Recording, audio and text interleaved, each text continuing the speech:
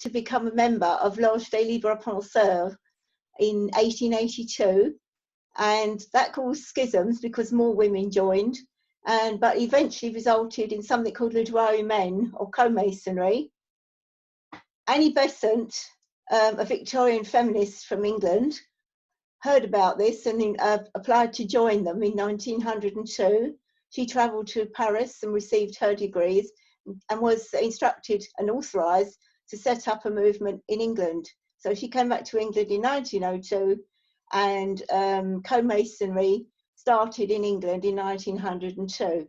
And a group of men and women joined it, and everything was fine for a few years. And then in 1908, a group broke away because they wanted to base themselves more along the lines of United Grand Lodge of England, and they didn't want to be governed from Paris. This group was the forerunner of what became eventually the Order of Women Freemasons. But in 1913, another group broke away because they wanted to practice the Royal Arch degree. And that was our antecedents, and they were our ancestors almost. They didn't want to just practice craft degrees. They wanted to practice the Royal Arch. So they broke away in 1913 and formed the Honourable Fraternity of Ancient Freemasons, or HFAF, as we are sometimes known. Our modern name is Freemasonry for Women, which is much more relevant. Otherwise, Honourable Fraternity of Ancient Freemasons doesn't always make it clear that it's a women's order. So that's why we've added this additional name. Now, I've been asked what was the 3 most important things in my Masonic journey. Well, to give you the background to my Masonic life, I've come from a very Masonic background in that my father was a Freemason, my mother was a Freemason, and my husband at the time was a Freemason. So, you know, I did know quite a bit about it. And I, you know, I was quite familiar with the social side of it. And I could see that what a good organisation it was, that people enjoyed belonging to it, and that they did great things for charity. And that was the extent of my knowledge of it, really. But I was invited to join by my mother. The first time of asking, I refused her because I thought maybe I wouldn't enjoy it and it might be full of much older women, and no, maybe it wasn't going to be for me. But the second time she asked me, I said, oh, okay then, as I thought, well, I don't want to keep turning her down. So I joined, and really, I've never looked back from then. They said that I walked around my initiation ceremony with a big smile on my face because I just felt at home, and I loved the ceremonies. Even though I didn't always understand it, I could see a pattern in it, which appealed to me. When I became a junior deacon, that was my first initiation ceremony, and it seemed to me, anyway, to go off without a hitch. And I was absolutely delighted to have brought someone else into Freemasonry and to have played such a pivotal role as a junior deacon.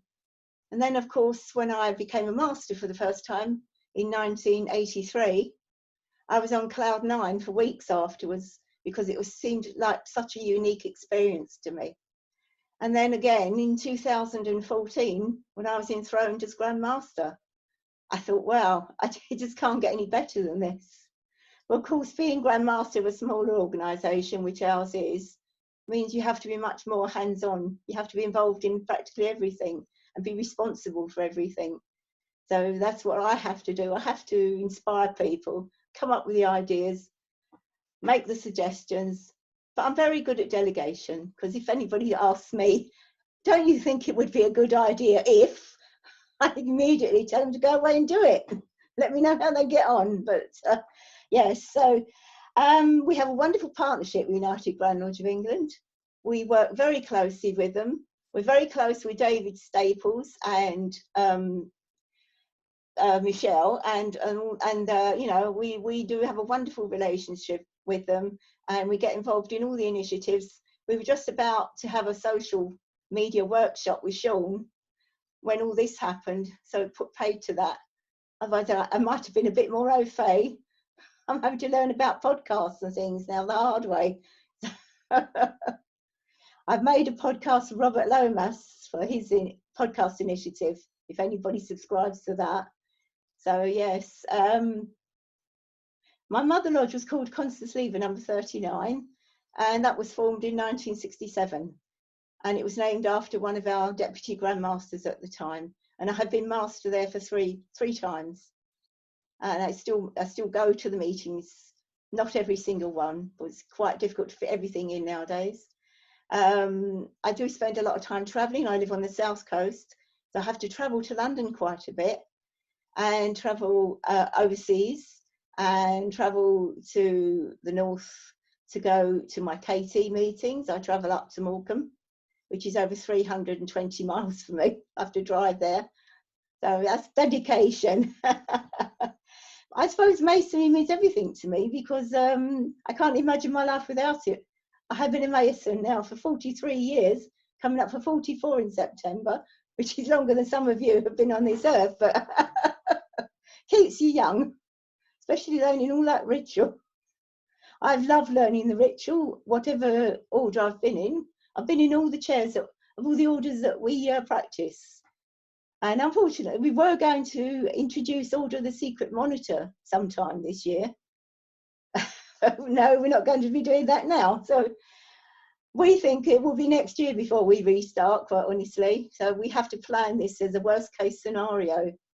But I think we try to appeal to younger people now. We've definitely learned that you just can't wait for people to bring people into you.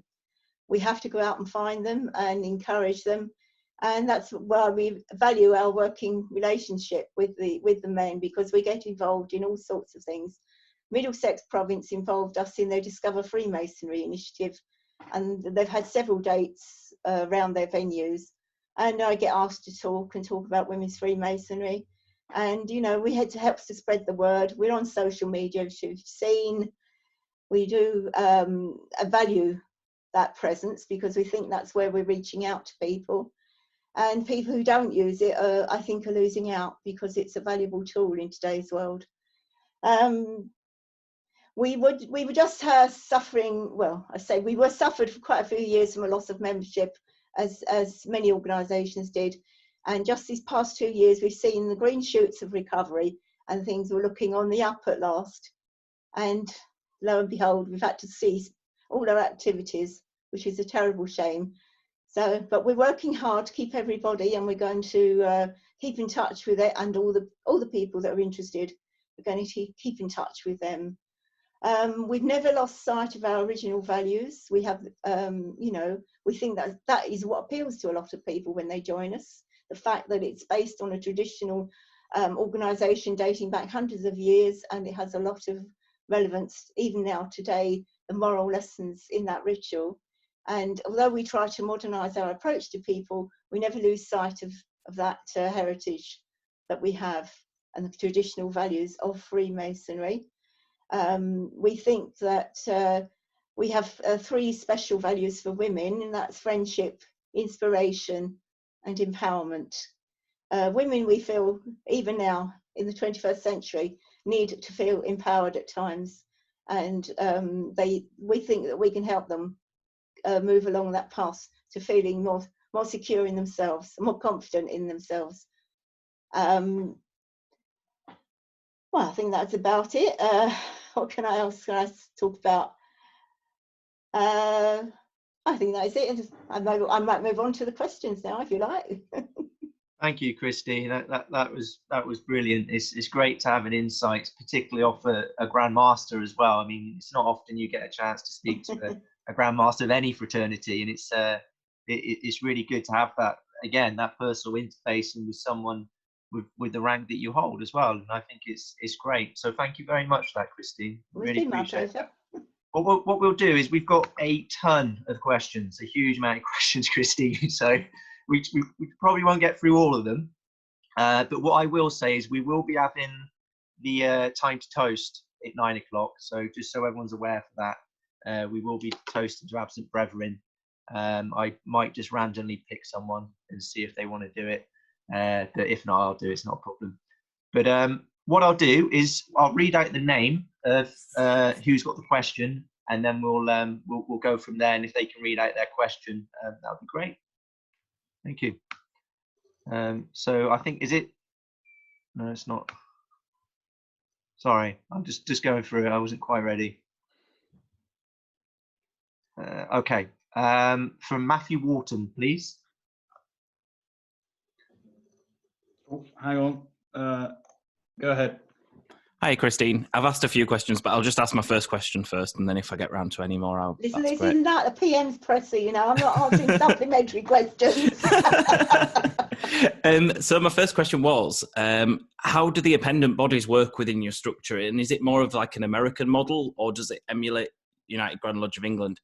And are you also, in your role, the first Grand Principal of Holy Royal Arch, or does it not work like that? It's similar to United Grand Lodge of England. We have a Royal Arch, a separate Grand Sanhedrin, a Grand Chapter for Royal Arch, of which I am the first principal. And we have a Grand Mark Lodge, which I am the Grand Master. But then we have separate orders for the Rose Croix, and the which also encompasses the 30th degree, which we do. And we have the KT orders, which are also separate. So that's how we were doing it. Okay, thank you. Thank you, Matt. And next is Andrew Knight from the Mighty Brawson. Hi, Christine. So the question I had was regarding the aprons, really. Do you have a similar setup with the light and dark blue aprons? Hang on. And also, here we go. This is the apron. There we go. Yes. I just wondered if you had a similar initiative with like the light blue with young and new members, like we've got within the sort of the male side. Well, we have tried to get a new Young Masons club. Oh, sorry, I seem to have cut you off. Hold on. Hold on. So I cut myself off there. Yes, we did try to get a new Young Masons club going. We've had mixed success with that. We're just about to restart it again. But yes, we have tried, but we're more widespread. We're scattered, quite geographically scattered. So it's harder to get a group of people together that will all come from one area, roughly one area. So but we are, yes, we do agree with that principle. We think it's very worthwhile trying to do something like that. Cool, thank you. Christine, would you mind if we have a look at your jewel? Is that possible, please? Yeah, can you see it? That is it. Oh, lovely. It's exactly the same. Yeah. As worn by Most Worshipful Brother Peter Lowndes and His Royal Highness. So is that the same as so a Master Mason's apron would be exactly the same as well then? Yes, everything's exactly the same because we buy our regalia from regalia manufacturers. Okay. Okay, we got one from David Little from Sarsens. I think you may have touched on this a little bit in terms of speaking about your mother, but what he did ask is what made you join Freemasonry? Yes, well, as I could see from all around my family and all the people that I met through attending the various socials, how much everyone seemed to enjoy it and their membership. And that's what, when my mother asked me, and I sort of seriously considered it for the second time, I decided to join. That was at the age of, I don't know, I think I was 26, nearly 27 when I joined. Did your mother, I was going to say, did your mother, was she sort of get to sort of acquire a high rank within? No, my mother stayed as a Master Mason. She was, you know, she joined quite late in life and she never wanted to go on. That was exactly what I was true for my father. But my husband was a master, a Master Master, yeah. Oh, fantastic. Right, well, we got one from Barry from Essex, and he said, did many of your members get into Freemasonry through their husbands or partners? Some of them do, yes. Quite a few of them, especially in the early days, joined through members of their family and other, you know, women asking their friends or their members of their family to join. Yes, so we get the reverse now as well. We get husbands joining because their wives are in it. So it works both ways now. That's brilliant. We have one also from Mike Body. Sorry, I cut you off on that one, Barry. You should have asked that. Sorry. Is Mike Body for me?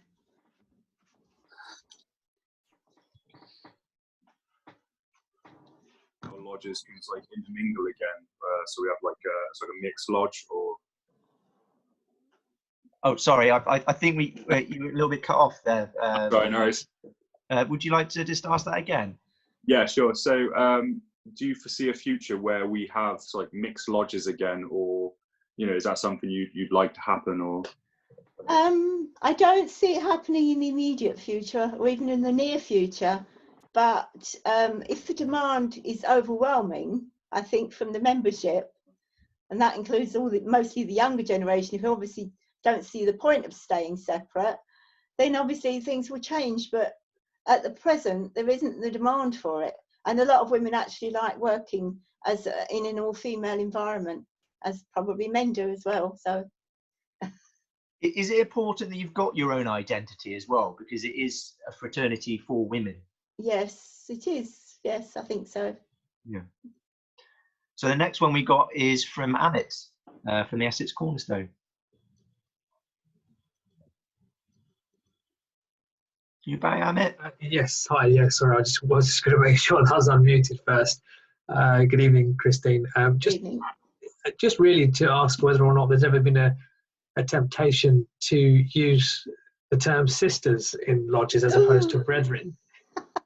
Well, believe it or not, when they came over as co-masons, they did refer to themselves as sisters. But by the time the first group broke away, the decision was made to call themselves brother, because they believed they were members of a universal fraternity, a universal brotherhood. And to me, it would be completely strange to call myself a sister.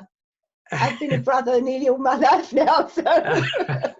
That's fine. I mean, it all works, I suppose. It's just an interchangeable term, but it was just one that I'd always wondered whether there had been a sort of a demand for that word to be used as opposed to. No.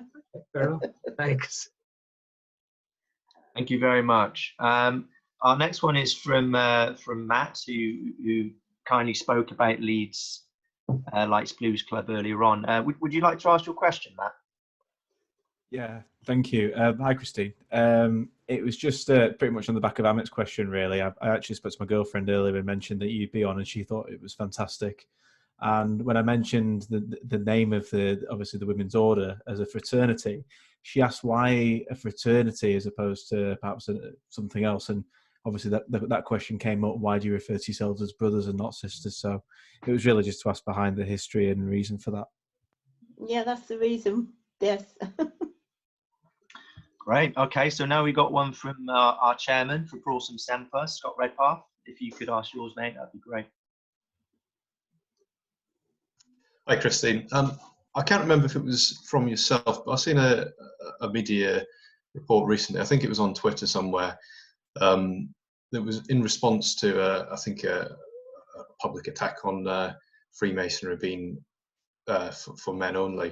And I think the response basically was on the sort of premise that women were content with the way things were in the two separate bodies. Do you find it difficult to explain to particularly other women who are not Freemasons that you are actually content with the status quo? Well, I find that people who get offended on our behalf are usually not very interested in it anyway, and they're just doing it as what they think is a matter of principle. And we say it's the same game, the same rules, just different teams. Everything else is the same. Right. And we work with everybody. We work with lots of lodges, lots of provinces. So, yeah. That's great. Sorry, I'm just going to sort my screen out. There we go. Sorry, I went a bit weird. That's great. I was just going to quickly pop in and just ask a question as well, if you don't mind.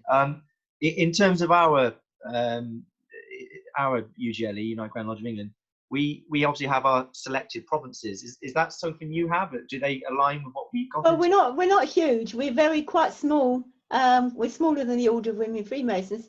So therefore, we only have one province, which is situated in the northwest, because that's where we have a conglomeration of lodges in the northwest. The rest of our lodges are scattered all around in different places, but not enough of them to form a separate province.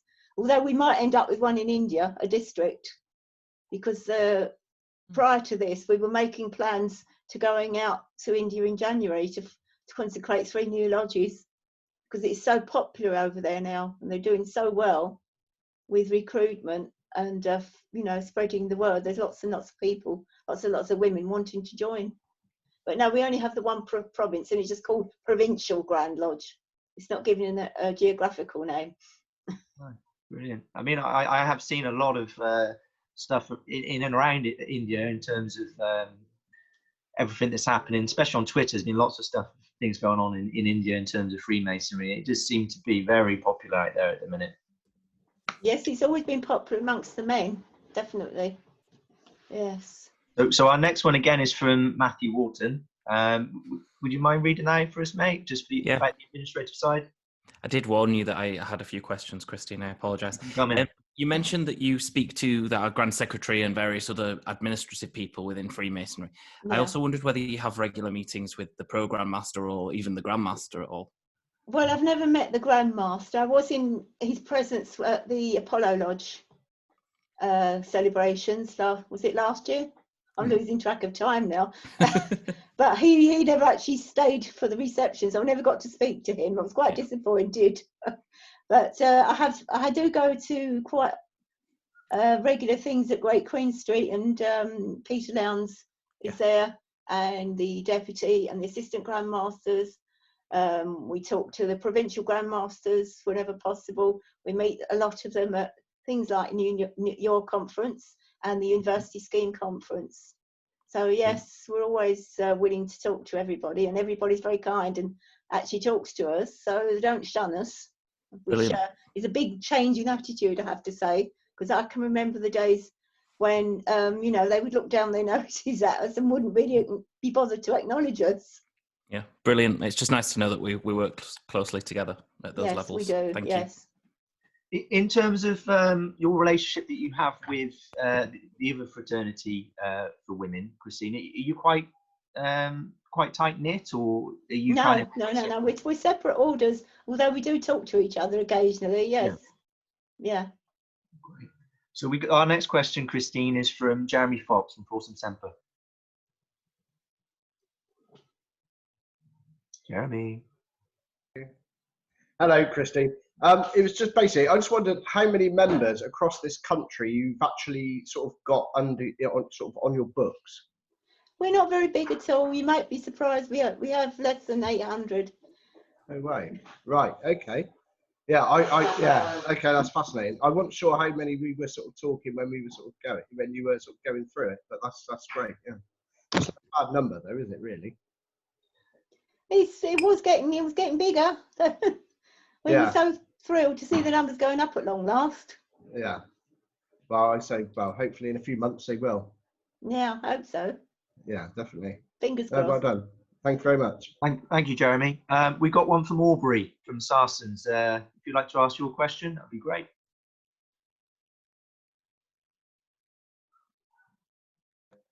Hi. Yes, I'm here from Saracen, but I'm I'm asking a question on behalf of the province of Bristol. So I didn't introduce myself. So if I do that quickly, I hope no one else minds. Sorry. I'm Aubrey Saxon from 3108. That's St Augustine in Bristol. And I was wondering what, because some of the brethren have been discussing quite openly in Park Street the potential for there to be a ladies' lodge, at least in the province of Bristol. I think some people are still a bit sort of harumphed about the idea of having it at Park Street. I don't know why, but what can we do as Masons of good rapport to make those sorts of things more of a reality? Well, you need to talk to our Grand Secretary if you need us to come and talk to some, but you need to have the women who actually want to do it. You can't decide that it's a good idea if they did it, because that doesn't work. They have to want to do it themselves, so there have to be an interest. I mean, you can hold a white table, you can hold any sort of social event, and we come and talk to you, give a talk about it. Or you can ask for somebody to go and be represented when you do open days and things like that, if we can get involved, or send you literature. We can send you literature. Are you positive that the Order of Women Freemasons doesn't have a lodge already? We don't have a lodge we don't have a lodge in Bristol at the moment. No. I've spoken to quite a few people who are, you know, really sort of starting to, you know, they've mentioned specifically that you know, they thought it was a potentially good idea. I think as what with some of the older members, it's a bit raspy. And so, you know, we're sort of, we like to tread it pretty careful in Bristol. So well, it depends very much on the attitude of your PGM. Yeah, well, PGM, if he's is on very board, you've got a forward-thinking. better chance of getting PGM something than if he's anti. we shall see. We shall see. I'm hoping after this is all over, he's a keen rower apparently. So he's said that I might get the opportunity to jump in a boat with him. So you never know, you know, sort of a few years down the line, it'd be lovely, really would, for all of us. Because I've spoken to, like, as I said, the guys which we sort of got on side with the whole thing, they're keen on it, definitely. Thanks for your question, Aubrey. So just to interject slightly, Matthew, it is 9 o'clock. So last week, or the week before, when we held Time to Toast, we did. I did a few print screens because we had several screens. And if you don't mind, we'll do the same again today. And then on Saturday, I will post it because UGLE are posting Time to Toast every Saturday now. So this post will go up on Saturday. If you don't wish to be included in it, just maybe just turn off your video. But if not, if after 3 you could just hold your drink up and give us a nice smile, brilliant. That's great. But we'll have to do it. I have to do it twice because you're on 2 screens. Right. Okay. So once we get ready, 1, 2, 3. Right. That's it. Hang on. One more. 1, 2, 3. Fantastic. Thank you so much. Back over to you, Matthew. Right. Thank you, Mitch. I have to ask you how you did that. Take the photograph with the screens. Oh, there's a button called print screen on. Well, if you should have it on your desktop somewhere. Oh, I top see. right, Yeah, you can use that, and then just save well, it. of course, I haven't got a picture of everybody though. Oh, I've only got the top line. Yeah. Oh, top right of your screen. You go to gallery view, and maybe you can change it that way. All right. Okay. Because I'm doing a larger meeting on Tuesday. Happy to run through it with you if you like afterwards. It's always good getting chucked in the deep end. Yes. Right, we've got a few more questions, Christine. Yeah. If you don't mind. We've got another one from Barry, please, if you don't mind. Hi, Christine. Thanks for coming along tonight. My question is around kind of membership, and you spoke about having about 800 members. Is there any plans to, or have you ever thought about advertising for members? I know that obviously Masonry, UGLE doesn't. I think in the old days they did try putting adverts in local papers, which worked to a certain extent. But I think it makes you sound a little bit desperate if you go that far. We have tried to get some editorials and things, you know, local papers, which sometimes helps if you have a story behind it. But, you know, that's the only way we can do it. And also publicity, general publicity about Freemasonry. I did get involved in the Enough is Enough campaign. I did get roped in on that. So defending Freemasonry, I found myself defending UGLE more often than not. Yeah. Do you think your kind of closer relationship with UGLE now has kind of seen your membership increase? Oh, it's quite possible. I think it's probably had a knock-on effect because we're getting a higher profile, much higher profile through the UGLE. Yes, okay. They're helping to raise our profile for us because we've been involved in so many more events. That's great. Thank you, Barry. Our next one again is from Matt Wharton. It's got quite an interesting question. Sorry about this, Christine. I know it must be infuriating. When you start a new order, because you mentioned that you're starting a new order, how does that come about? Do you work with the male equivalents to get the ritual right, or do you work with other women's orders? I have to work unofficially, let's put it that way, with sources. Okay. I was going to work with the Order of Women Freemasons with this one, you know, the Order of the Secret Monitor, because they did offer it. The Grand Master and I, their Grand Master and I, or you know, do know each other, and we have met socially. So yes, she was going to help me with it. So that's how we would have done it. Yeah. Okay. Thank you. I just wondered. It was just an interesting topic. Thank you. That's great, Matt. Thank you for all these questions. We got another one from Josh DT. I'm a little bit lost on this one, so this will be interesting.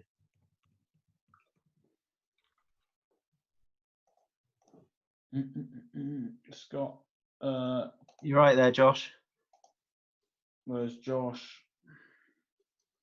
Oh, sorry, I was still muted. That was clever. Yeah, so you were speaking earlier about your attempts at setting up a light blues club. Do I remember rightly? You were calling it something like the Sky Blues or something to that effect? No. No, never mind.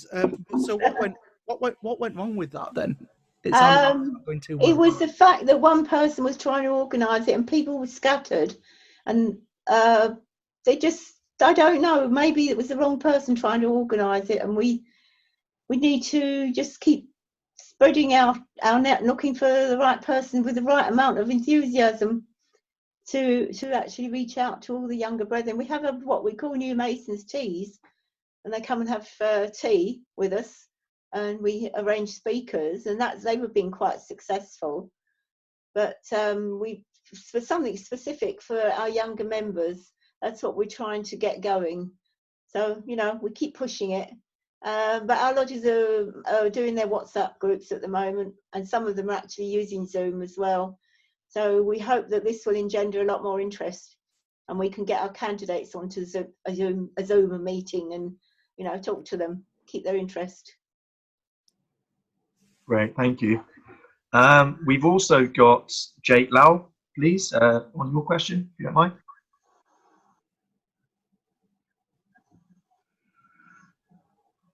You there, Jake? Okay, I'll read Jake's out. So what Jake wondered was, what's the relationship between the co-masonry and, sorry, what's the relationship between HCAF and co-freemasonry, and also is there an equivalent of a ladies' night in your lodges? We have a gentleman's night. Well, we don't. We used to have gentleman's night. Let's put it that way. We don't do it so much nowadays because we find there's a lot more women, single women. You know, so we just make it a festival. We either do a festival night, festival weekend, or a festival lunch. You know, just to celebrate the Master's year. That's how we've had to develop it over the years.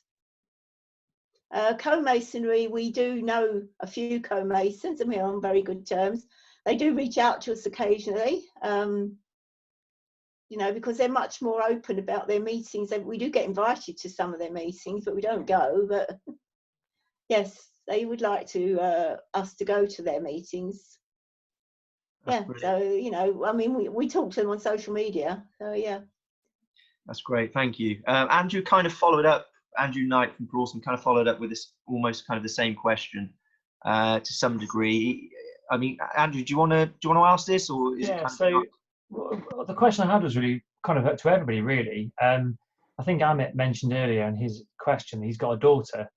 I just wondered what people's thoughts were on, for example, a male Mason going to watch their daughter be initiated into a female lodge, and a mother being able to watch their son be initiated into a male lodge, assuming, of course, they were of the right rank. I wonder whether that was something that could be accommodated. Not at this time, because it would turn the meeting into a co-Masonic meeting. What we have done is one guy from India, his daughter joined while she's over here, and he was so keen to see her be initiated. We said that wasn't possible. He was over here in England, but he came afterwards to the dinner, to the festive board afterwards, to join in with the festive board. So that was the closest we could get to it. We foresee a future maybe in the, you know, where we could have open meetings where there's no degrees being worked, maybe special meetings being opened up. But at this stage, you're on dicey ground at the moment until your board of general purposes agrees something like that. You can't really have a joint meeting of any kind, because it just changes the nature of the meeting from a single sex meeting. I just wondered, I've got 2 boys myself, so for me it wouldn't be a problem if they wanted to join. I'd be able to be there for it, whereas obviously, oh yes, you would. In Amit's case, he'd want to see his daughter. He wouldn't be able to. So, but like you say, if you go to the festive board afterwards, yes, and obviously he would know what she was going through. So, yeah, thank you. Thank you, Andrew. Last question, and then we'll start winding up now. And it's ended on quite a good question, I think. Actually, Matt, do you want to say your question for us, please? Yeah, sure. So, what's been your highlight as Grandmaster? I don't know. There's been so much. I suppose top 3. Consecrating the lodge in India and consecrating the lodge in America. I think those were the highlights for me. I think particularly India, because it was such a big adventure for us, because we went over there. We had one member in England who'd come over to England to join the lodge, and that was it. And we had to go over to Delhi and initiate, pass and raise 20 women. So, and when I had them all standing in front of me, and as I consecrated the lodge, it was hard to hold back the tears because they were crying in front of me. It was a very emotional moment. Fantastic. That's great. Well, thank you so much. Firstly, I'd like to say a huge thank you to Leeds for being our guest here tonight. It's been wonderful to have you guys. It'll be, just please follow on and keep coming on to these in the subsequent weeks for our other guests that will be coming on. But again, we really appreciate you guys being here. I hope you guys have enjoyed it and you've enjoyed the talk from Christine. And again, Christine, thank you so much for being here. Can I just say, I've got a question here that someone said, would it be a good idea to ask young members, Masons from our fraternity, to join one of your Zoom meetings? What? I'd be happy if they wanted, but if you wanted them, I don't see why tell them to get in touch. That's cool. It's a good idea, and I think a lot of ideas need to be kind of looked at it, an open mind. At the end of the day, things are changing, the world's changing a little bit, and you kind of got to keep ahead of the curve a little bit. Yeah. But Christine, again, thank you. So we're going to have to try and wrap it up now, but thank you so much for being here. We really do appreciate it. It's not, like I said, it's not often you get to speak to a Grandmaster, so we are all very appreciative of it. So thank you. Can I just put in a plea? You haven't heard you describe us as such, but we do hate being described as Lady Masons. Oh, what a really hate the term. It's Women Freemasons. You had one job. You had one job to do. But that's great. Well, I mean, I've got that now. I'll never say that ever again. You won't be invited back, Matthew. No. But again, guys, thank you so much for being here.